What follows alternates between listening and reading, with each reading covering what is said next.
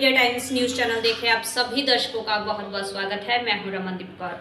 इस वक्त की बड़ी खबर आ रही है प्रयागराज से। क्या है पूरा मामला, देखने के लिए बने रहिए हमारे। संगम नगरी प्रयागराज के साउथ मलाका में हुए हत्याकांड के बाद पुलिस कमिश्नर जोगिंदर कुमार की टीम ने 12 घंटे के अंदर खुलासा कर दिया था और ऐसे में अब शहर में कानून व्यवस्था और जन सुरक्षा को मजबूत करने के लिए पुलिस कमिश्नर जोगिंदर कुमार और अपर पुलिस कमिश्नर कानून व्यवस्था डॉक्टर अजय पाल शर्मा ने खुद सड़कों पर उतरकर जायजा लिया है। गुरुवार को पुराने शहर धूमनगंज, करेली व खुलदाबाद थाना क्षेत्रों के प्रमुख चौराहों, बाजारों और आवागमन मार्गों पर पुलिस बल के साथ पैदल गश्त किया।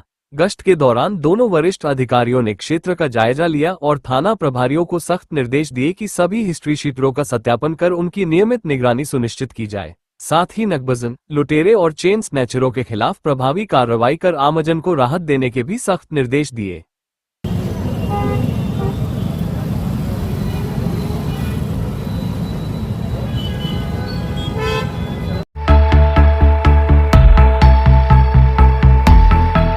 दिल्ली के मालवीय नगर की एक होटल में हुए भीषण अग्निकांड के बाद उत्तर प्रदेश के सभी जिलों की होटलों और बड़ी इमारतों में फायर विभाग के डीजी के निर्देश पर सघन चेकिंग अभियान शुरू कर दिया है। वहीं कुंभ नगरी प्रयागराज में अग्निशमन दल के सीएफओ और एफएसओ ने दर्जनों टीम बनाकर धर और ग्रामीण इलाकों की होटलों और बड़ी इमारतों की जांच पड़ताल अभियान की शुरुआत किया। दिल्ली के मालवीय नगर अग्निकांड के बाद उत्तर प्रदेश शासन के फायर विभाग के डीजी सुजीत पांडेय ने सबक लेते हुए प्रदेश के सभी जिलों की होटलों रेस्टोरेंटों में सघन चेकिंग अभियान चलाकर फायर सेफ्टी नॉर्म्स का चेकिंग अभियान चलाए जाने का निर्देश दिया है। वहीं संगम नगरी प्रयागराज में फायर विभाग के अफसरों के द्वारा कई टीमों को बनाकर शहर और ग्रामीण इलाकों की होटलों और ऊंची ऊंची बिल्डिंगों की जांच पड़ताल शुरू कर दिया है। अग्निशमन विभाग ने आपके यहाँ पर चेकिंग अभियान चलाया है। कितने रूम में किस तरह की व्यवस्था, दिल्ली के अग्निकांड जिस तरह देखा है 21 लोग की मौत होगी, तो आप लोग किस तरह सतर्कता बरत रहे हैं? सर, जो भी है फायर विभाग से जो भी दिशा निर्देश आया है वो सारी चीज़ें हमारे यहाँ लगी हुई है। सब लोग आए थे, चेक करके गए हैं, सब पूरी तरीके से सेटिस्फाई थे। 40 कमरे हैं हमारे यहाँ, रेस्टोरेंट है, लॉबी है, बाकी सारी चीज़ें तो आपने देखा है अभी। वो सारी चीज़ें ओके हैं, सब क्रियाशील हैं। क्या नाम है आपका? मैं रवि दुबे। फायर विभाग के सीएफओ के मुताबिक शासन के आदेश के बाद शहर और उसके आसपास के ग्रामीण इलाकों की होटलों बड़ी बिल्डिंगों में चेकिंग अभियान चलाया जा रहा। विभाग के अफसर इस बात की जांच कर रहे हैं कि होटलों और बिल्डिंगों में मानक के अनुरूप फायर नॉर्म्स पर अमल किया जा रहा या नहीं। हालांकि जांच के दौरान कई होटलों में खामियां मिलने के बाद होटल मालिकों को सख्त हिदायत दिया गया है। फायर अफसरों के मुताबिक अगले 15 दिनों तक लगातार चेकिंग अभियान चलता रहेगा और जहां कमियां पाई जाएगी उन होटलों और बिल्डिंग मालिकों के खिलाफ काफी कार्यवाही की जाएगी। हालांकि दिल्ली के मालवीय नगर अग्निकांड के बाद यूपी, पंजाब, बिहार और बंगाल समेत देश के कई शहरों की होटलों और बड़ी बिल्डिंगों में फायर विभाग के नियमों पर कितना अमल किया जा रहा, इस बात को लेकर शासन और प्रशासन अलर्ट मोड पर आ गया है। तरह से डीजी फायर ने निर्देश दिए सभी जिलों को लेकर, तो और मुख्यमंत्री ने भी दिए, तो किस तरह से आप लोग अभियान चला रहे हैं? आज कितने होटलों की चेकिंग की गई है, किस तरह इसकी व्यवस्था है देखने को मिली? देखिए, जैसे आपको विदित है कि कल जो है एक भीषण अग्निकांड जो हुआ है दिल्ली में, उसके दृष्टिगत जो है जो विभाग स्तर से भी और शासन के उच्च स्तरों से भी जो है दिशा निर्देश दिए गए हैं कि सभी प्रकार के जो होटल हैं या रेस्टोरेंट, होटल और ये क्लब वगैरह हैं, जो आवासीय भवन, ऊंचे ऊंचे भवन हैं, तो इनमें जो है सघन अग्नि सुरक्षा के लिए सघन अभियान चलाया जाए। तो उसी के दृष्टिगत आज मेरे द्वारा सुबह जो है जो हमारे 9 फायर स्टेशन इनके प्रभारियों को निर्देशित कर दिया गया है कि ये जो है कंटिन्यूसली जो है मतलब आगे आने वाले टाइम का मतलब जो है जब तक अग्रिम आदेश ना आ जाए तब तक सभी प्रकार के भवनों में एक विशेष अभियान चलाएंगे। और उस अभियान में ये लोग हम लोगों की प्राथमिकता रहेगी पहले उसकी अग्निशमन की व्यवस्थाएं क्या क्या उसमें लगी हुई हैं और लगी हुई तो कार्यशील हैं क्या नहीं है वो चेक करना है। उसके अलावा जो वहाँ काम करने वाले लोग हैं, आने जाने वाले जो लोग हैं वहाँ पर, उनको उन अग्नि सुरक्षा व्यवस्थाओं को चलाने का प्रशिक्षण दिया जाएगा टीम द्वारा। और वहाँ से अगर किसी अग्निकांड होता है तो वहाँ से सुरक्षित तरीके से कैसे निकला जाए, इवैक्यूएशन ड्रिल उनके कराई जाएगी। हाँ, इसके अलावा जो है उनका जो अगर वो हमारे एक्ट की परिधि में आ रहे हैं वो भवन जो है, तो उसमें अग्नि सुरक्षा के लिए उन्होंने कि एनओसी लिए कि नहीं, कि इसकी भी जांच पड़ताल की जाएगी। और अगर कुछ कमियां पाई जाती हैं उसमें जो है तो संबंधित प्रभारी द्वारा जो उनको नोटिस की कार्रवाई की जाएगी और नोटिस देने के बाद भी अगर उनके द्वारा इसमें अनुपालन नहीं किया जाता है तो फिर अग्रिम वैधानिक कार्रवाई इसमें की जाएगी। तो आज इसी के क्रम में जो है सिविल लाइन्स के मतलब 6 होटल जो है सिविल लाइन्स फायर स्टेशन अंतर्गत हुए हैं और हर तहसील में भी जो है मतलब 8 तहसील में भी जो है वहाँ के प्रभारियों द्वारा अभियान चलाया गया है। तो इसकी रिपोर्ट जो है मतलब शाम को 4 बजे तक बोला है, तो तब तक हो जाएगी। कितने भवन हुए हैं ये शाम तक मतलब कंफर्म हो पाएगा इसके लिए।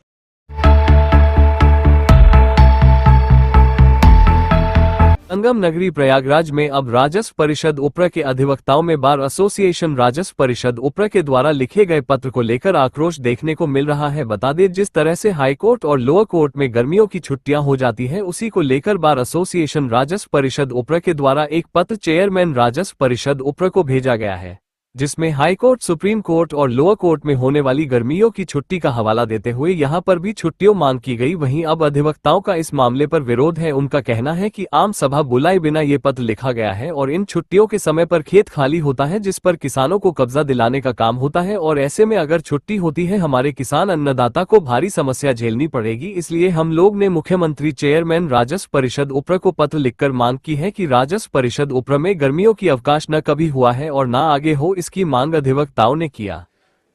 ये न्यायालय किसानों का न्यायालय है। जून के महीने में खेत खलिहान खाली रहते हैं, कब्जा दखल कराया जाता है, जिसमें एसडीएम, डीएम, कमिश्नर, तहसीलदार जुडिशियल आर्डर पारित करते हैं। उस आर्डर को राजस्व परिषद उत्तर प्रदेश प्रयागराज में चैलेंज किया जाता है और उस पर उनको जो रेमेडी होती है, जो उचित आदेश होते हैं, वो पारित किया जाता है। जून के महीने में बार एसोसिएशन राजस्व परिषद के पदाधिकारी अध्यक्ष कार्य से विरत रहने का प्रस्ताव दे दिया है, जिसके कारण से यहाँ पर न्यायिक सदस्य नहीं बैठ रहे हैं। उनका कहना है चूँकि अधिवक्ता कार्य नहीं करेंगे तो हम क्यों बैठें।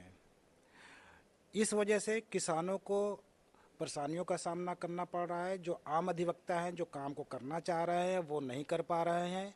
जो आदेश यहाँ से मिलना चाहिए वो नहीं मिल पा रहा है, क्योंकि ये दरवाज़ा ऐसा है कि बगैर यहाँ से हुए हाई कोर्ट किसान नहीं जा सकता।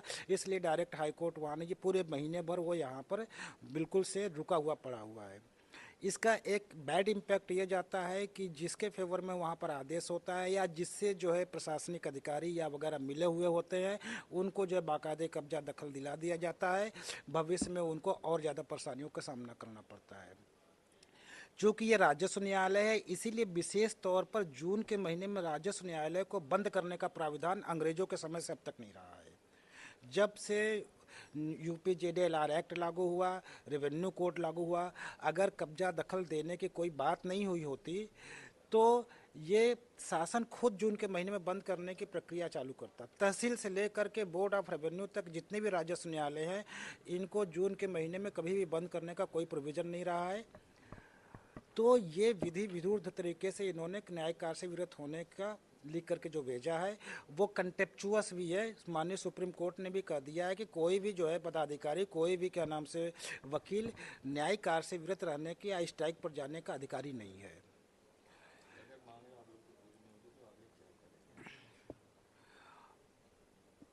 मांगे तो हम लोग तो बैठे हुए हैं। हम तो ये एप्लीकेशन हमने जो है तैयार किया था, इस पर वकीलों का साइन करवाया था। करीब 150 वकीलों ने ये साइन किया है।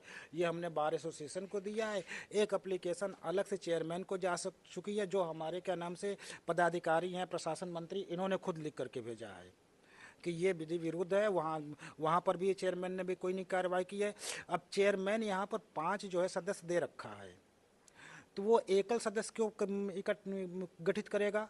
और एकल सदस्य गठित करने का प्रोविज़न कहीं है भी नहीं, क्योंकि यहाँ पर जो है शासन की तरफ से कोई ग्रीष्म अवकाश का कोई प्रोविज़न नहीं है। हमारे पास 5 सदस्य पड़े हुए हैं, तो 5 सदस्य पूरे काम करेंगे। अगर क्या नाम से ये लगता है कि हाईकोर्ट के अधिवक्ता को कुछ हक तलफी है तो बहुत करेंगे, नो एडवर्स जाएंगे। न्यायिक कार्य से विरत होने की कहाँ से बात आ गई? हमारा मांग यही है कि यहाँ के न्यायिक सदस्य बैठा जाए, बैठे यहाँ पर। बार एसोसिएशन के द्वारा दिया गया प्रस्ताव न्यायिक कार्य से विरत रहने का, उसको पूरी तरीके से निप्रभावी करते हुए बैठे और वादकारियों के वाद को सुने। पंकज कुमार श्रीवास्तव, पूर्व महामंत्री। जायज़ मांग है। जो किसान होते हैं, जब उन्हें कहीं ना कहीं पूर्ण रूप से नीचे न्याय नहीं मिल पाता है, तब वो यहाँ अपील के लिए आते हैं या अपीलीय न्यायालय। तो मेरा मानना है कि ये हमेशा खुला रहना चाहिए, उनकी बातों को सुना जाना चाहिए। अब किसान आ रहे हैं बाहर से, धक्के खा के जा रहे हैं, तो ये उनके लिए न्याय नहीं है। दूसरी चीज़, माननीय सर्वोच्च न्यायालय का जो आदेश है उसका भी ये उल्लंघन है। तो माननीय सर्वोच्च न्यायालय का सम्मान करते हुए न्यायालय को खुला रहना चाहिए। मेरा नाम एडवोकेट गीता रानी शर्मा है। मैं भी उत्तर प्रदेश बार काउंसिल का चुनाव भी लड़ी हूँ। अधिवक्ता हित में भी मैं आगे रहती हूँ और मेरा मानना है किसान हित और अधिवक्ता हित दोनों ही जरूरी है। इससे देखिए, मेरा ये मानना है कि न्याय के दरवाजे कभी बंद नहीं होते हैं और न्याय के दरवाजे अगर बंद कर दिए जाएंगे तो वहाँ फील्ड पे बड़ा कैओस हो जाएगा और जब कैओस हो जाएगा तो क्या स्थिति होगी, वो क्रिमिनल उसमें भी कन्वर्ट हो जाते हैं। तो इसलिए मेरा मुख्यमंत्री जी से, माननीय मुख्यमंत्री जी से, माननीय अध्यक्ष महोदय, चेयरमैन बोर्ड ऑफ रेवेन्यू से मेरा निवेदन है कि अगर तुरंत जो है आप यहाँ पर व्यवस्था करवाइए और मेंबर्स को यहाँ भेजिए, क्योंकि न्याय जो है कुछ फ्रेश केसेस हैं, कुछ बहुत इम्पोर्टेंट केसेस होते हैं, वो उससे न्याय को जो अदालत के ऊपर बोझ बढ़ जाता है इसके ऊपर, और जितने जो फ्रेश केसेस हैं वो तुरंत के तुरंत डिसाइड होने चाहिए। क्योंकि मैंने पहले ही कह दिया कि न्याय के दरवाजे हमेशा बंद नहीं रह सकते, इसलिए हमारे यहाँ 5 मेंबर दे रखे हैं, उन पाँचों को यहाँ भेजा जाए और न्यायिक व्यवस्था को सुचारू रूप से चलाया जाए। क्योंकि वैकेशन कोर्ट जो है हाई कोर्ट में भी चलती है, इसलिए वैकेशन कोर्ट यहाँ पे भी चलनी चाहिए। हाई कोर्ट में भी होता है, सेंट्रल रेवेन्यू ट्रिब्यूनल में इमरजेंसी मैटर के लिए अर्जेंसी लगा के जो फ्रेश केसेस है उनको सुना जाए। मेरा नाम Ashok Kumar Singh, senior advocate, high court.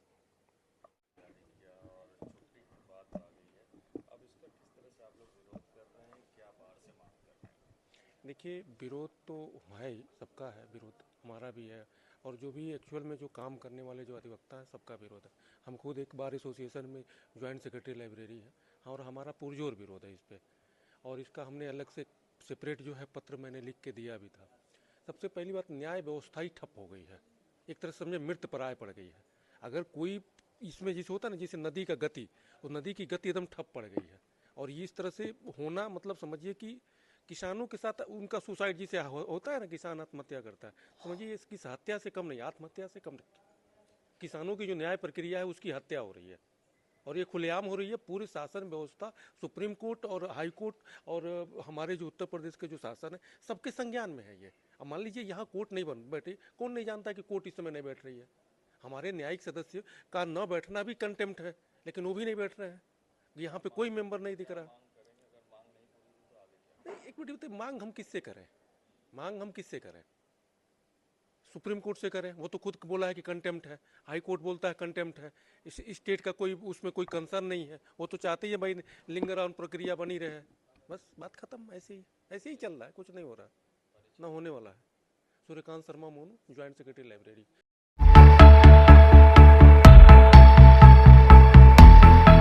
Prayagraj commissionerate की हंडिया पुलिस ने दुष्कर्म के एक वांछित अभियुक्त को गिरफ्तार किया है। आरोपी प्रिंस मौर्य को 4 जून 2026 को हंडिया थाना क्षेत्र के भावापुर गांव स्थित पुलिया के पास से पकड़ा गया। उस पर एक नाबालिग से दुष्कर्म और जान से मारने की धमकी देने का आरोप है। पुलिस के अनुसार ये गिरफ्तारी हंडिया थाने में दर्ज एक मुकदमे के संबंध में हुई है। पीड़ित पक्ष ने तहरीर दी थी कि प्रिंस मौर्य ने उनकी नाबालिग बेटी के साथ दुष्कर्म किया और शिकायत करने पर जान से मारने की धमकी भी दी थी। इस मामले में भारतीय न्याय संहिता की धारा 65(2), 115(2), 351(2) और पॉक्सो एक्ट की धारा 5(m)(6) के तहत मुकदमा पंजीकृत किया गया था। गिरफ्तारी के बाद आरोपी के खिलाफ नियमानुसार कानूनी कार्रवाई की जा रही है। ये कार्रवाई पुलिस आयुक्त और अतिरिक्त पुलिस आयुक्त के निर्देश पर अपराध एवं अपराधियों के विरुद्ध चलाए जा रहे अभियान के तहत की गई। इसमें पुलिस उपायुक्त और अपर पुलिस उपायुक्त गंगानगर के पर्यवेक्षण और सहायक पुलिस आयुक्त हंडिया के कुशल नेतृत्व की अहम भूमिका रही। आरोपी को गिरफ्तार करने वाली पुलिस टीम में थाना हंडिया कमिश्नरेट प्रयागराज के प्रभारी निरीक्षक अनूप सरोज, वरिष्ठ उपनिरीक्षक मनोज कुमार सिंह और उपनिरीक्षक ज्ञानेंद्र सिंह शामिल थे।